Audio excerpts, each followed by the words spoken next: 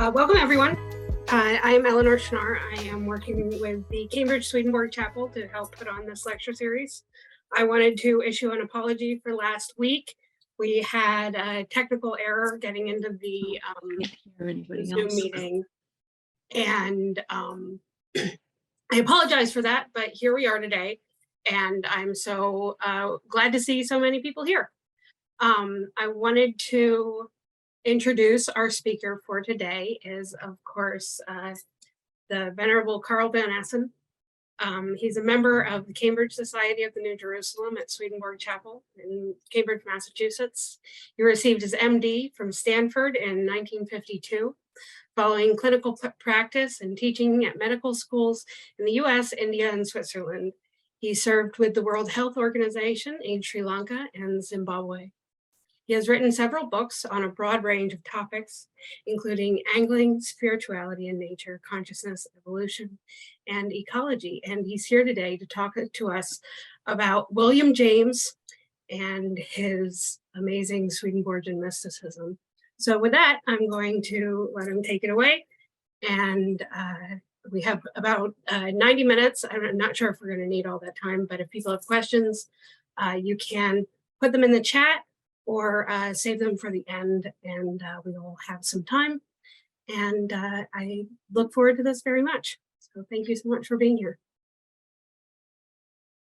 All right, this is not William James. This is a person I want to dedicate this talk to in the memory of Eugene Taylor, well known to many at the Swedenborg Chapel.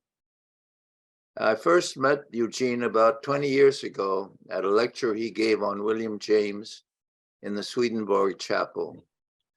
Eugene's magnetic personality and enthusiasm lit my interest in both James and Swedenborg. I soon began attending services at the chapel, coming to know the members of the congregation and reading about James and Swedenborg at the Widener. When I started to write a book about nature and mystical experience, Eugene continued to inspire me at various discussions that we had during meetings at the chapel. Eugene Taylor received a PhD in the history and philosophy of psychology from Boston University.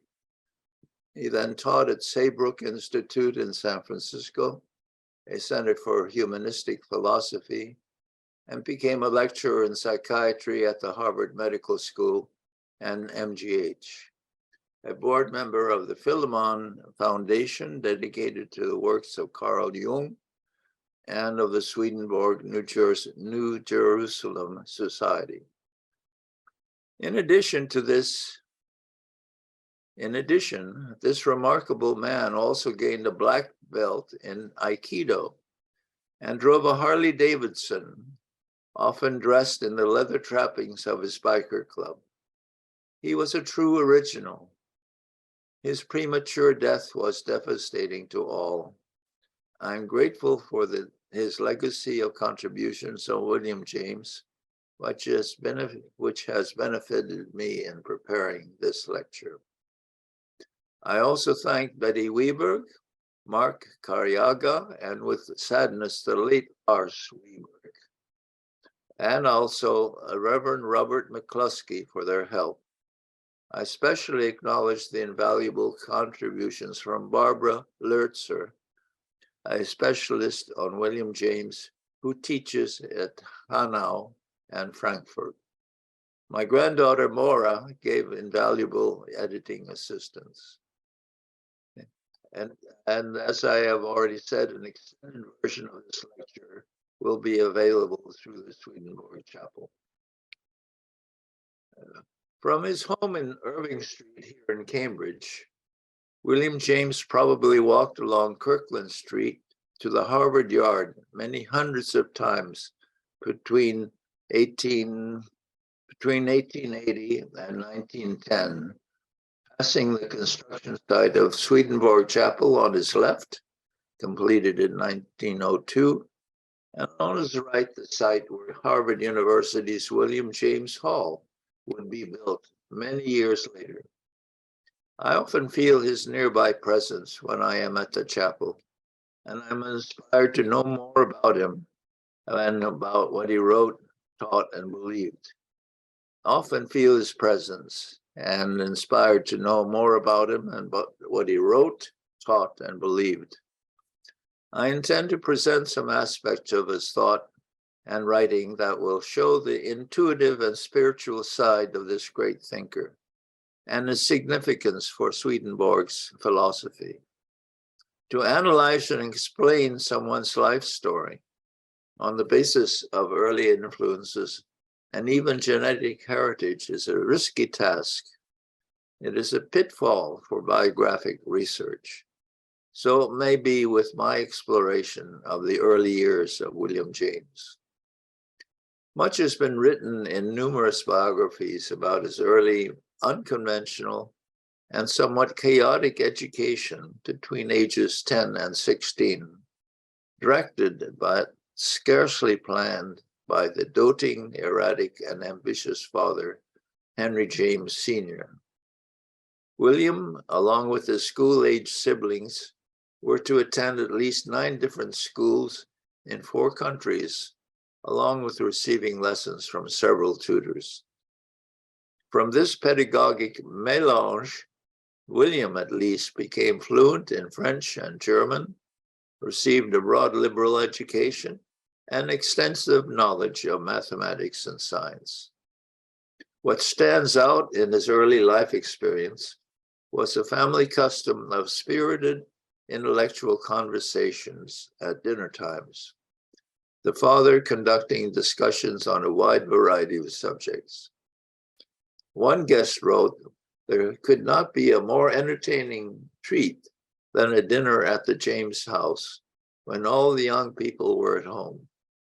They were full of stories of the oddest kind and discussed questions of taste or literature with a vociferous vigor so great as somehow to lead the young men to leave their seats and gesticulate on the floor."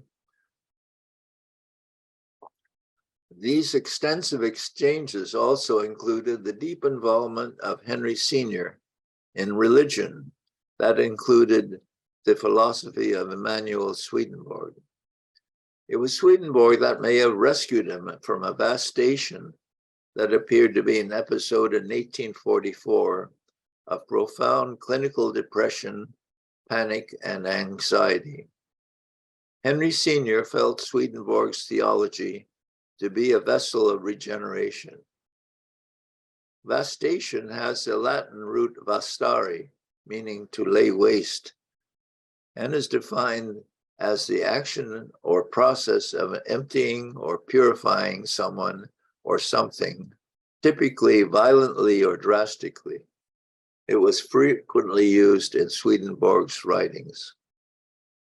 Similar attacks later struck the siblings William, Henry Jr., and Alice.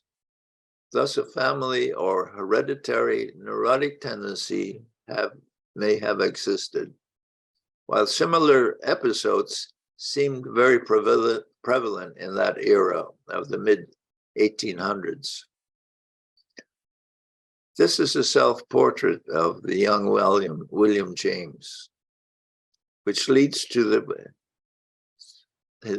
point of his earliest activity. Of greatest significance to his story, I will further speculate, was his early pursuit of art as a career. William James believed in art as a reflection of the spirituality of nature.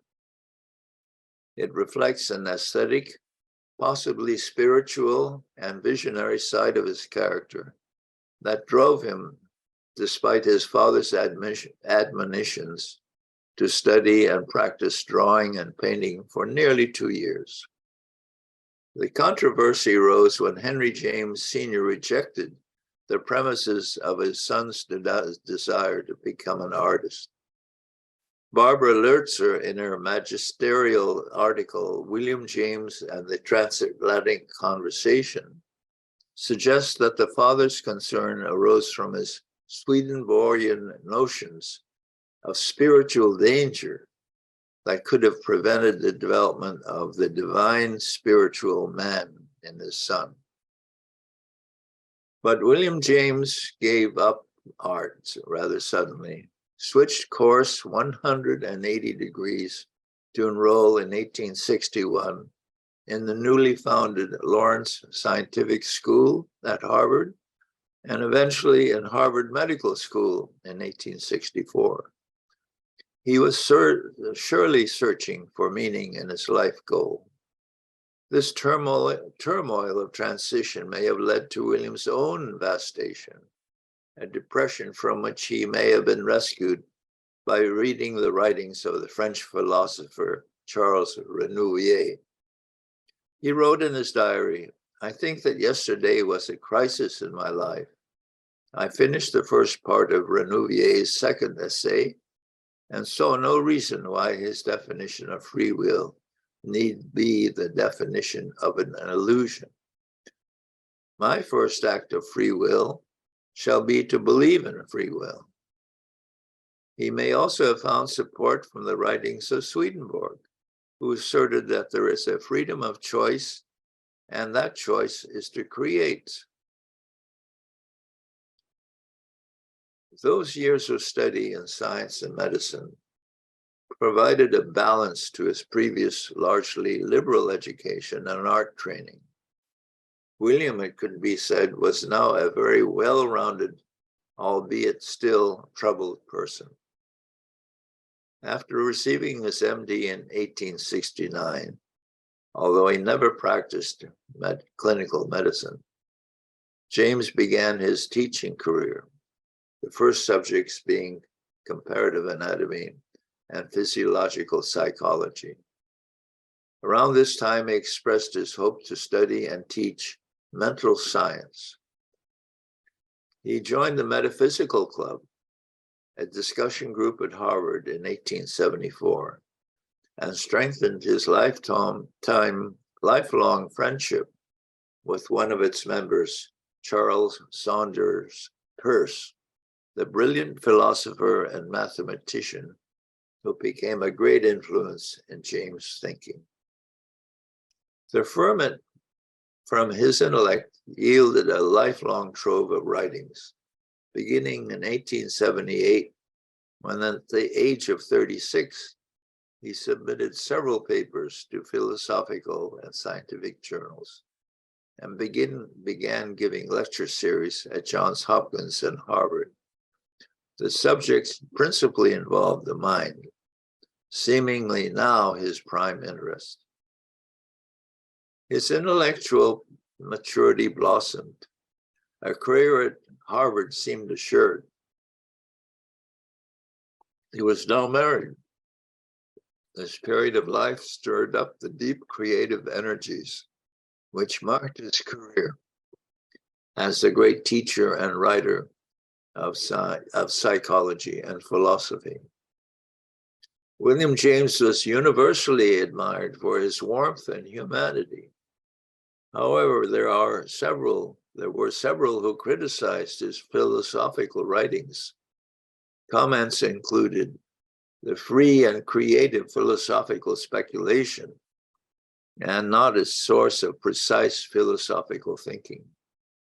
Bertrand Russell, for example, greatly admired the much later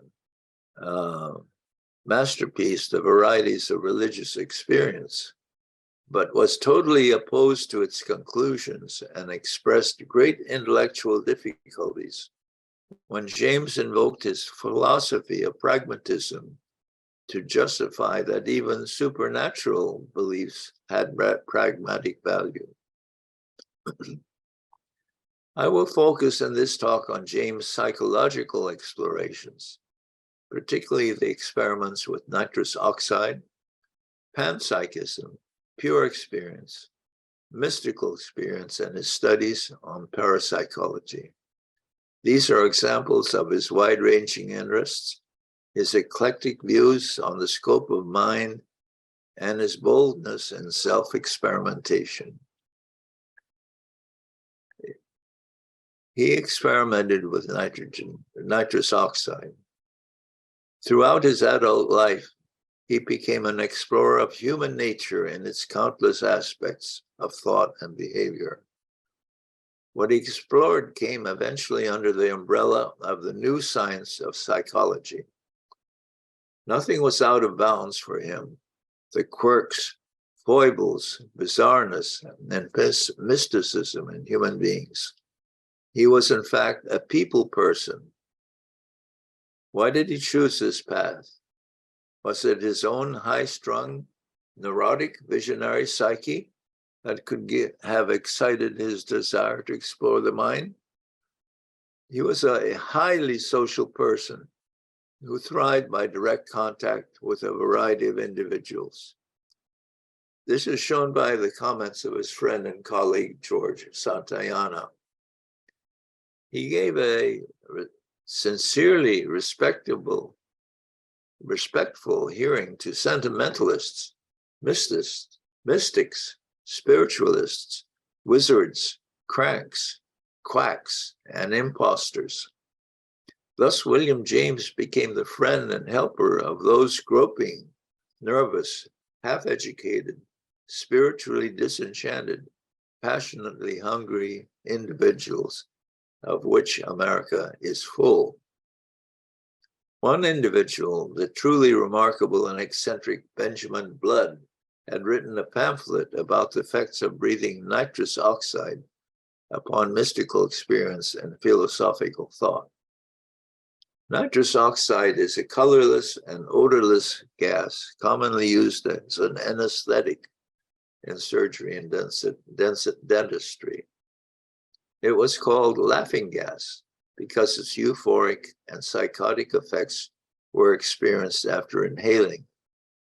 This led to its recreational use as early as 1799. It is not harmless. Breathing a pure gas can lead to hypoxia, which can cause severe brain damage and death. The psychedelic effects may relate to a degree of hypoxia similar to what occurs in near-death experience. James was deeply impressed by Blood's account of his experience with nitrous oxide and made a special trip to interview him in Connecticut. This appeared to convince James to experiment on himself, and this is what he later wrote, quoting William James. Nitrous oxide and ether, especially nitrous oxide, when sufficiently diluted with air, stimulate the mystical consciousness in an extraordinary degree. Depth upon depth of truth seems revealed to the inhaler. This truth fades out, however, or escapes at the moment of coming to. And if any words remain over in which it seemed to clothe itself, they prove to be the veriest nonsense. Nevertheless, the sense of a profound meaning having been there persists. And I know more than one person who is persuaded that in the nitrous oxide trance, we have a genuine metaphysical revelation. Some years ago, I myself made some observations on this aspect of nitrous oxide intoxication and reported them in print. One conclusion was forced on my mind at that time, and my impression of its truth has ever since remained unshaken. It is that our waking consciousness, rational consciousness, as we call it, is but one special type of consciousness, while all about it, parted from it by the filmiest of screens, there lie the potential forms of consciousness entirely different. We may go through life without suspecting their existence, but apply the requisite stimulus and at a touch, they are there in all completeness. Definite types of mentality that probably somewhere have their field of application and adaptation. No account of the universe in its totality can be final, which leaves these other forms of consciousness quite disregarded. William Barnard probably said it best in his book, Exploring Unseen Worlds. To quote Barnard, "This account of James' experiment gives us a glimpse of the strength of James' character. We see here not only James' courageous receptivity to the unknown and the unconventional, as well as his openness to ideas that would reverse years of personal philosophic work, but also his willingness to share this unorthodox experience with his academic colleagues. Further, James' comments on his nitrous oxide experience are also an immense fertile source of insight into the roots of James' later, more developed philosophical stance on mysticism. To begin with, this account is a clear demonstration of his methodology: phenomenological reporting first, followed by an intellectual and ethical assessment. We can also see evidence of James' later stress on the emotional aspects of mystical experience, as well as the characteristics of ineffability, noetic quality, transiency, and inner unity that James repeatedly associates with the mystical experience in his later philosophy of mysticism. All of this in his chapters on mysticism in the varieties of religious experience. Finally, this account also illustrates the ways in which James' repeated emphasis on the theme of reconciliation in philosophical work, the reconciliation between self and God that is stressed in the varieties, as well as the reconciliation between mind and matter that was attempted in this latter radical empiricism, is intimately connected with his understanding of mystical experience. William James directly explored mystical experience via a dangerous backdoor of chemically induced psychedelic experiments. He was indeed a scientist, a seeker of truth and explorer of experience. His bold and unconventional methods in studying human nature may have hindered his other career as a philosopher, but his soaring, intuitive, and creative intellect predicted concepts of consciousness that are now nearing scientific confirmation. Panpsychism and the evolution of consciousness. Panpsychism has ancient roots. In fables and sagas, it was often believed that life and mind pervaded all things.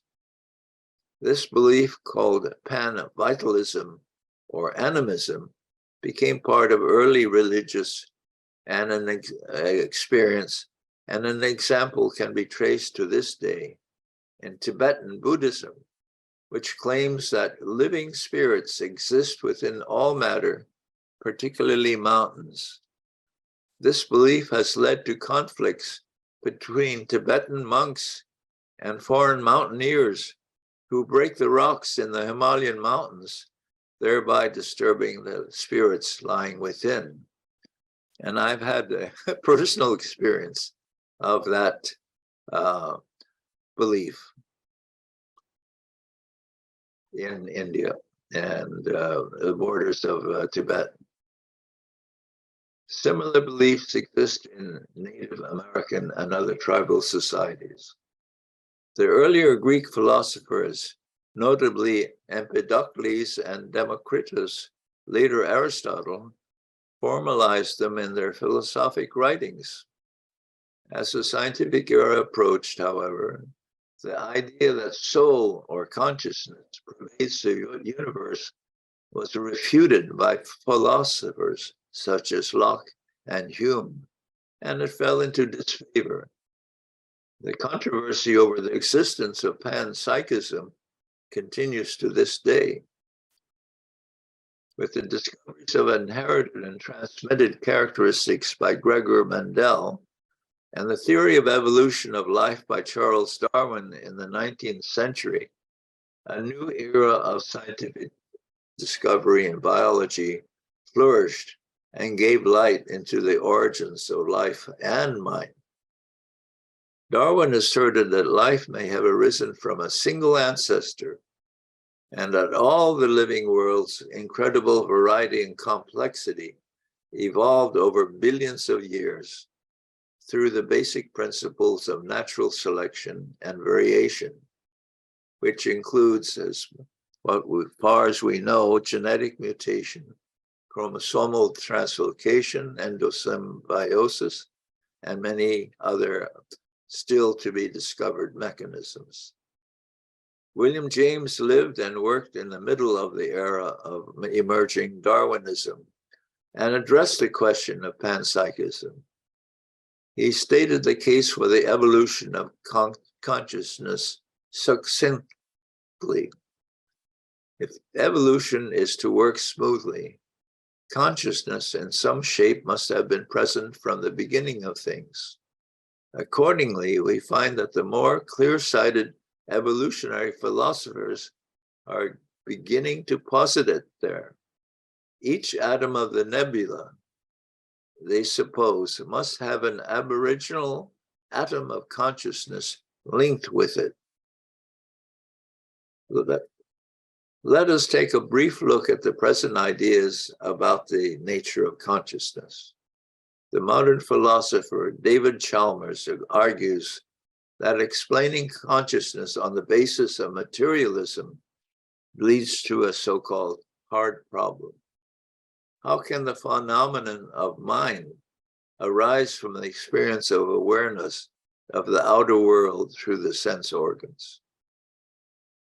The laws of nature, including conservation of energy and matter, determine that consciousness, usually considered a property of only living organisms, must be present in the inert matter which constitutes the substance of these organisms.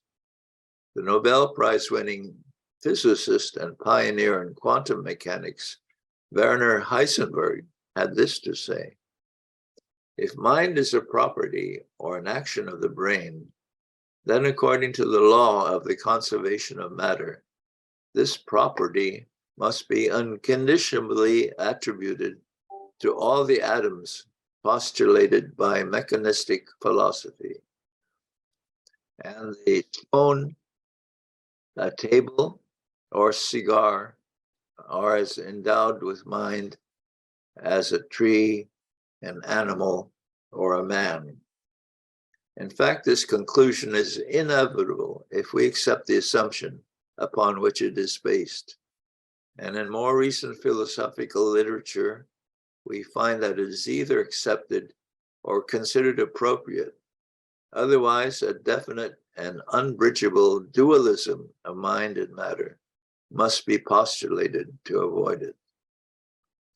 This is accepted in the currently most discussed theory of consciousness, the integrated information theory, presented in 2004 by the physicist Giulio Tononi and supported by the neuroscientist Christoph Koch. It postulates that there is a spectrum of reactivity to the environment of each material substance, living or not. It can be assigned a value of its level of reactivity, or in other words, consciousness. Thus, IIT supports the concept of panpsychism. Nevertheless, the hard problem of the nature of conscious awareness persists. In the present era, there is a major shift to study consciousness as a scientific problem and not a metaphysical and philosophic one. Rapid advances in the technology of chemistry, biology, and physics are hopefully finding a solution to that problem. The remarkable progress in discoveries from evolutionary biology and psychology is clearly showing the progression of understanding inter- and intracellular communication or signaling, the evolution of complex sensory structures, and the power of evolutionary theory to track patterns of the development of new species. Panpsychism remains an obscure and interesting, yet has become an increasingly compelling metaphysical concept. It can be understood at three levels: atomic, molecular, and biological. The atomic level considers the fundamental properties of mass, charge, and spin as components of information transfer at the base of the cosmic ladder. The molecular involves chemical reactivity resulting from subatomic forces that lead to information carrying processes such as oxygen reduction reactions, crystallization, and self-replication. The third level is of biological processes of inter and intracellular communication through bioelectrical and chemical catalytic processes, leading ultimately to signaling between cells and to the evolution over billions of years of neural processes culminating at the complex level of the human brain. William James had the intuitive foresight to predict the need for scientific research to solve this riddle of consciousness. Pure experience, the ground of radical empiricism.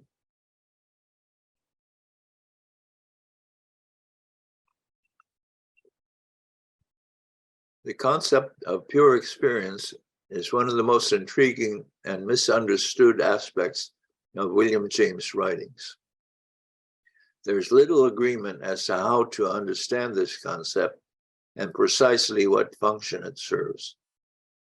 When William James developed the doctrine of radical empiricism in 1904, he invoked pure experience to describe an inner, elemental, primal experience that equated to a consciousness devoid of symbolic mediation.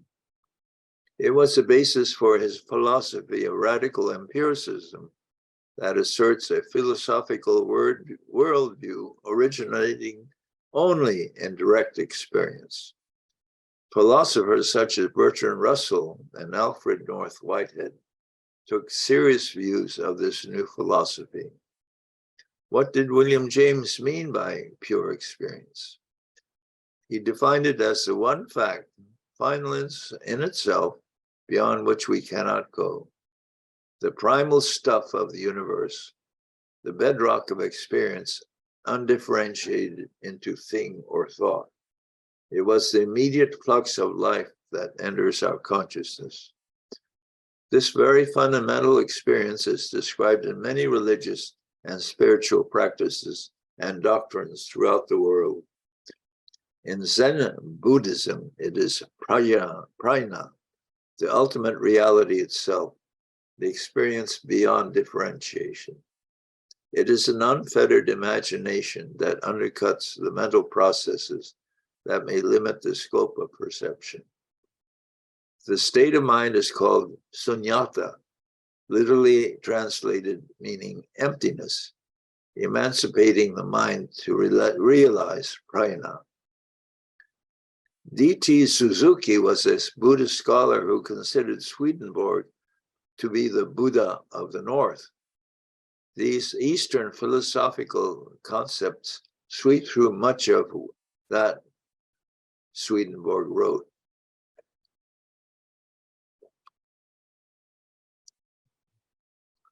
This philosophical concept appeared similar to ideas expressed in some novels by Brother Henry James, that you see above, and may have had roots in the family dinner discussions many years previously. The basic tenet proposed by William James was that the concrete reality of experience, excluding all other extraneous elements of mundane existence, was a necessary basis for a philosophical worldview. James sought to integrate the spiritual into his philosophy of radical empiricism, In his chapters on mysticism in the varieties of religious experience. The poet Wallace Stevens often seems to translate this philosophical, what am I doing here? This philosophical prose of William James into eloquent poetic metaphor, such as in his Credences of Summer. Let's see the very thing and nothing else. Let's see it with the hottest fire of sight. Burn everything, not part of it, to ash. William James' philosophy of pure experience recalls that of the Tao of Lotze. When words are considered to be inadequate substitutes for feelings, and where, according to James, conception disintegrates experience totally. An idea analogous to the participatory phenomenon of quantum mechanics, where the very act of observation of the event collapses the quantum wave function.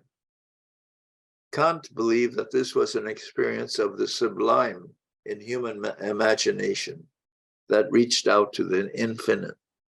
It is what countless bards attempt to capture in the words of poetry. Hemingway wrote often of what was true, a concept that he and other writers tried to capture as primal, unchangeable moments of reality.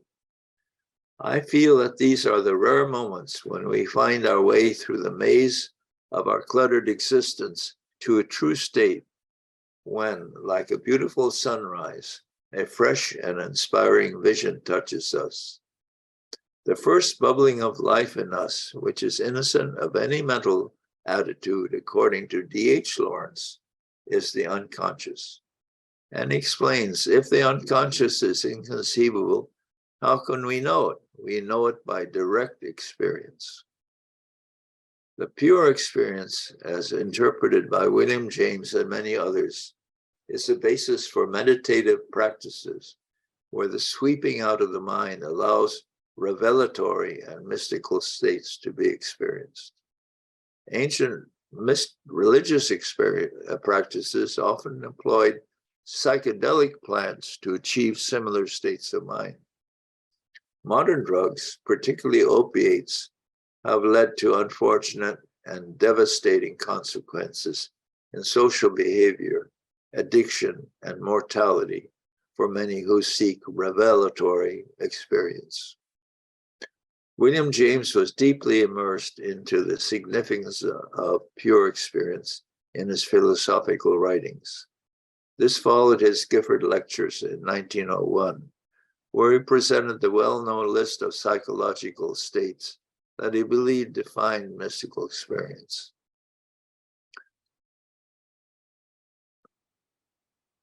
Walpurgis Night.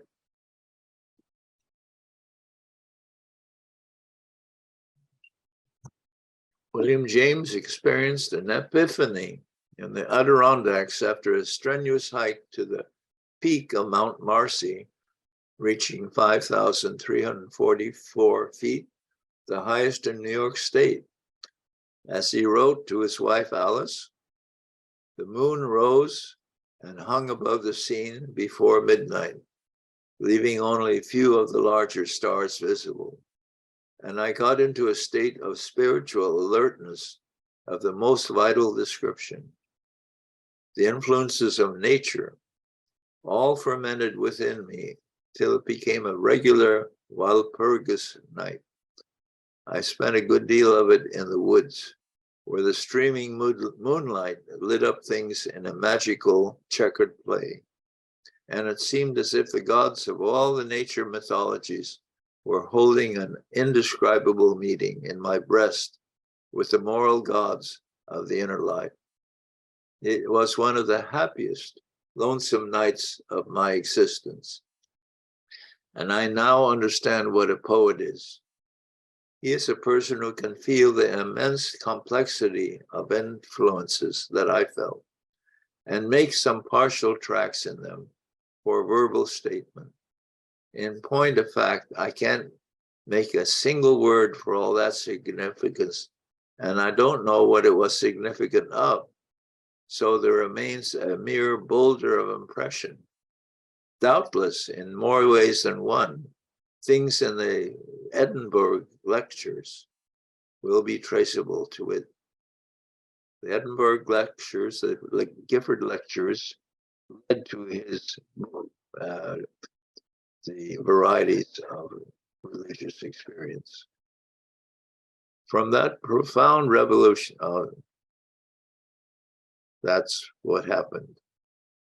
He wrote that book, and this is a contrast to the description of his output after experiencing nitrous oxide. This was a natural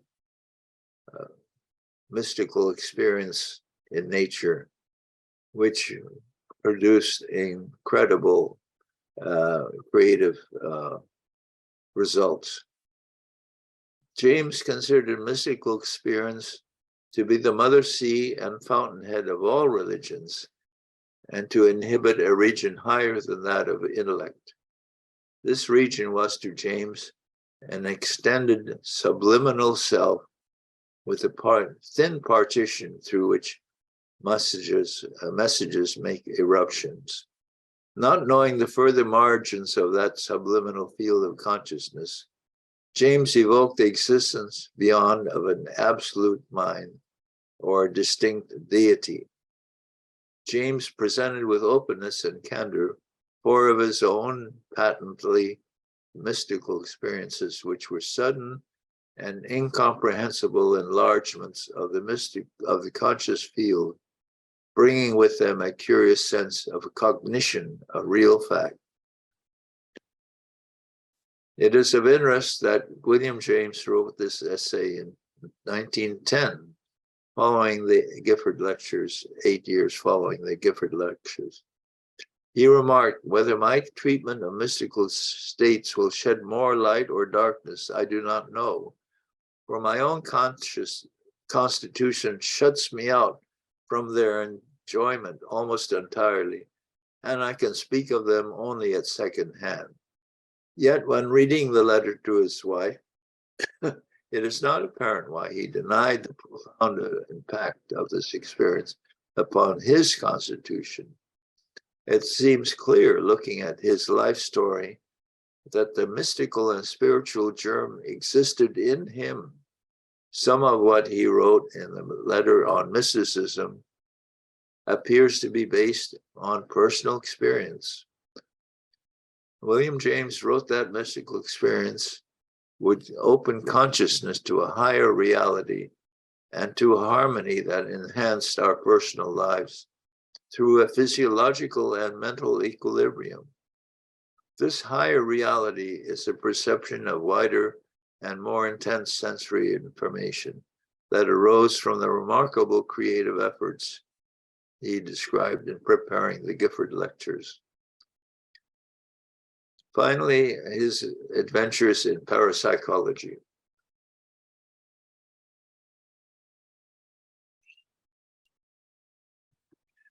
William James was an indefatigable explorer of every corner of the mind.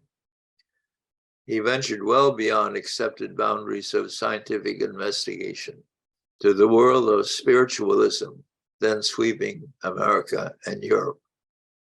There was an abundance of clairvoyants, mediums, and psychics of all levels of sincerity and honesty. The Ouija board was a popular household item, and seance sessions were frequent social events. Faith healing, psychokinesis, and telepathy were popular pursuits of that era. Many persist to this day. James repeatedly asserted that it was better to believe too much than too little. He claimed to be a scientific skeptic and rigorous examiner, but appeared in a few instances to accept the veracity of some psychic phenomenon that he heard or saw. Such was the case of Leonora Piper. a medium claiming to communicate with the spirits of the dead. Mrs. Piper was a housewife living on Beacon Hill with an ordinary background and an unassuming manner, someone that one could trust. William James was to attend dozens of her seances and maintain contact with her throughout the rest of his life. He never lost his belief that Mrs. Piper had supernatural powers. He frankly discussed his conflicts in evaluating the alleged paranormal phenomena of the numerous practitioners that he studied over many years. He wrote to his father's friend, Dr. Garth Wilkinson, "The consequences are that I am all at sea, with my old compass lost and no new one, and the stars invisible through the fog." It seemed that deep down he wanted to believe in the existence of forms of consciousness that we call paranormal, but which he could not accept with his other side of scientific skepticism. This is William James, shortly before his death in 1912. Conclusion. William James, perhaps from his eclectic education and his intensive intellectual upbringing, but certainly through his sheer genius and talent and creativity and intuition, engaged in an extraordinary range of disciplines. They included art, biology, medicine, psychology, philosophy, and theology. He gave tribute to the importance of scientific precision and proof, but always had a foot in another world, that of spirit, and alternate interpretations of workable reality. He attempted to reconcile the spiritual dimensions of human experience with his philosophy. From adolescence, James was keenly interested in the mysteries of the mind and experimented with mescaline and later nitrous oxide, becoming skeptical of their effects upon creativity, but acknowledging the deep psychedelic experience. The spontaneous and natural mystical experience following the climb up Mount Marcy, however, deeply affected him and appeared to help to generate the creative energy for writing the varieties of religious experience. Some criticized him for imprecision in his ideas and for obtuseness of expressing his ideas. He shared with Brother Henry a tendency for convoluted writing, but often his statements rung out as clear as pure diamonds. His intuitions in speculative metaphysics showed his prescience or prescience of aspects of consciousness, many that remain, however, largely unsolved. He was misled or wrong in his beliefs in some avenues of the mind, such as in parapsychological phenomena, but absolutely right in others. To discuss and describe William James' connection to Swedenborg is my most difficult task in preparing this lecture. There are scarcely any references to Swedenborg in the writings of William James. Yet his father was one of the most passionate followers and supporters of Swedenborg's vast literary contributions. Henry Sr.'s close friend, Garth Wilkinson, translated some of Swedenborg's scientific writings and was an avid Swedenborgian. Then too was Ralph Waldo Emerson, godfather to William James, who wrote about Swedenborg, exploring his influence upon the doctrines of transcendentalism. This is the final paragraph of Emerson's essay on Swedenborg. Swedenborg has rendered a double service to mankind, which is now only beginning to be known. By the science of experiment and use, he made his first steps. He observed and published the laws of nature, and ascending by just degrees from events to their summits and causes, he was fired with piety at the harmonies he felt, and abandoned himself to his joy and worship. This was his first service. If the glory is too bright for his eyes to bear, if he staggered under the trance of delight, the more excellent is the spectacle he saw, the realities of being which beam and blaze through him, and which no infirmities of the prophet are suffered to obscure. And he renders a second passive service to men, not less than the first, perhaps in the great circle of being, and in the retributions of spiritual nature, no less glorious or less beautiful to himself. Emerson may have helped bequeath to his godson the intuitive and spiritual part of his character that balanced the rigorous scientific discipline in which his own thought matured. Charles Saunders Peirce, the close friend and profound influence upon William James thinking, became interested in Swedenborg, read some of his writings, and learned about him from Henry James Sr. Peirce studied the doctrine of the junction of the divine with nature and the need to experience the spirit as well as understand nature's physical existence. The doctrine of uses was conceived by Swedenborg to describe the function of material things as seen through their spiritual meaning. Peirce applied this philosophy of use to the formulation of the philosophy of pragmatism, which William James adopted and expanded. Later came Helen Keller, who William met and admired, and herself a staunch follower of the philosophy of Swedenborg. Thus, William James was surrounded by the influence of Swedenborg that was particularly strong in mid-19th century America. Yet he wrote scarcely a word about Swedenborg's important influence of spirituality and mysticism in that area of transition of science and religion. In fact, one contributor to the Journal of the Swedenborgian Scientific Association, Hannah Hill, subtitled her article, "William James' Use of Swedenborgian Doctrine, Despite Trying to Leave Swedenborg Out as much as he possibly could." Why? Here I can only conjecture that William James rebelled against his father's influence in opposing his pursuit of art. And part of that rebellion may have led to his subconscious blocking of Henry Sr.'s powerful involvement in Swedenborg and his influence upon the young son. Nevertheless, perhaps through some sort of psychic osmosis, William James could have been profoundly influenced by Swedenborg. They were both scientists and they were both philosophers. They had much in common.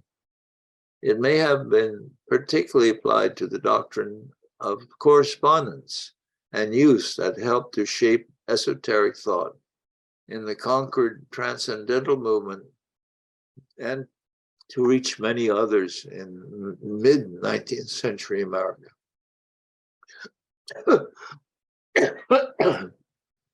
Excuse me.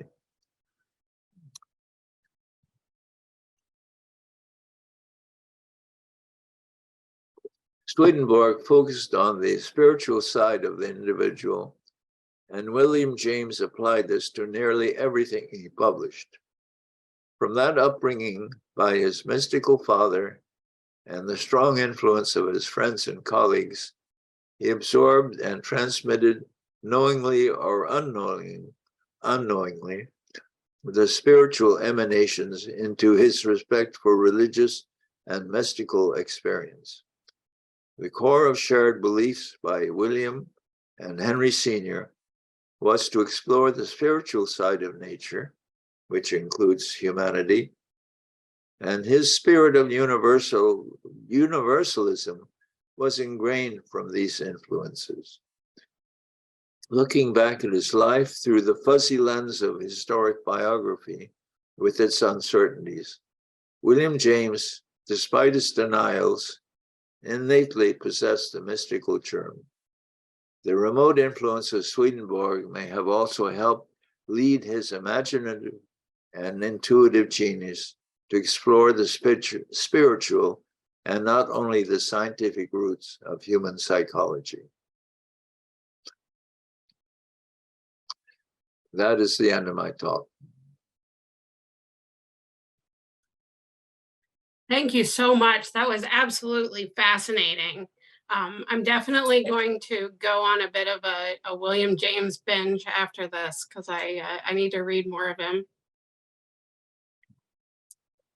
And if you want to turn off the screen share, we can open it up to questions. I was really fascinated by a lot of things. I didn't know about the nitrous oxide thing, which is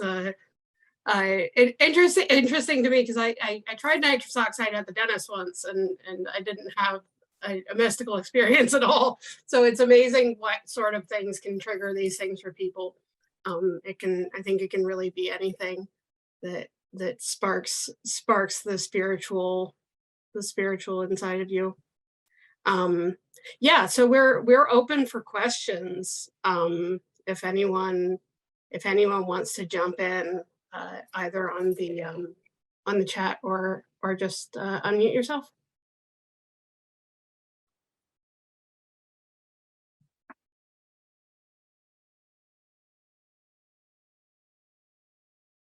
Wow. If we don't, Audrey, yeah. I would just like to say thank you so much. This has been so delightful and informative, and I've fallen in love with you, Carl, your wisdom, your knowledge, your storytelling abilities, the way you read, everything. I am so grateful for this. It's amazing, and thank you, Eleanor. Yeah, Beautiful. absolutely. I completely agree. This was a joyful talk to listen to. Well, if we don't have any more questions, I wanted to say thank you so much. Wait, who are we? Oh, Mark, do you want to ask that out loud or should I read it? You can read it.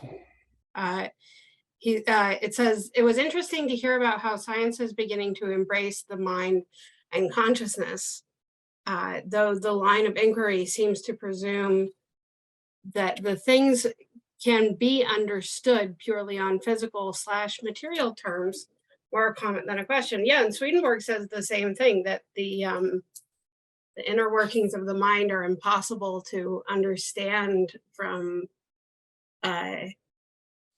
mundane principles, I think is the exact phrase that he uses.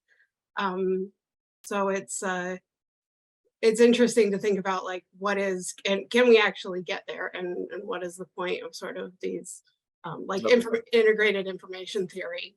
I'd like to comment on Yeah, that. sure. I think the key to the scientific study now of consciousness is through evolutionary biology and psychology. We are, of course, discovering consciousness exists contrary to Descartes. He thought that only human beings were conscious and that even dogs were just machines. Now we discover consciousness goes all the way back, at least to bacteria. Mm-hmm. And a word consciousness, of course, is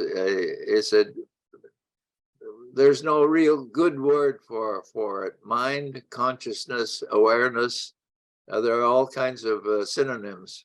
And we don't have really a good handle on where all this comes from. But that's the whole point about panpsychism, that it all comes from the basic structure of the cosmos. Yeah. In fact, the whole universe is conscious. or that consciousness is the thing that we call the universe, Right. right? It can be, it's really a semantics game when it comes down to it. Sort of remarkable and interesting studies all the way up the evolutionary ladder, which are contributing to our modern scientific understanding. And isn't it interesting that the kind of tree-like fractal forms that you get in evolution as a whole mirror the fractal forms that IIT describes in the brain? These kind of echoing complex systems. Yes, that's of course a fascinating part of the beauty of nature. Yeah. Is the fractals. Yeah, and I think it's really wonderful to see how we just come back to the same questions over and over again. It's almost as if recursion is part of the way we think. All right. Well, thank you so much. This has been absolutely I've enjoyed wonderful. doing it, and it's off my shoulders now. And Yeah. the extended copy is available through. Yeah. And we've been recording the whole thing, and we're hopefully going to get them all on YouTube pretty soon. And we have a couple more left. We have, I think, is it Jim? I'm not sure. I have to double check who's coming up, but keep an eye out on the Cambridge Chapel Facebook page and on the Thursday newsletters. Okay. 'Cause we Well, will be due to continuing my these through the age, summer. I'm going to retire. Thank you very much. Thanks so Have a much, good night. Carl. Thank you so Thank much. you. Thank you. Blessings on everyone. Peace and power.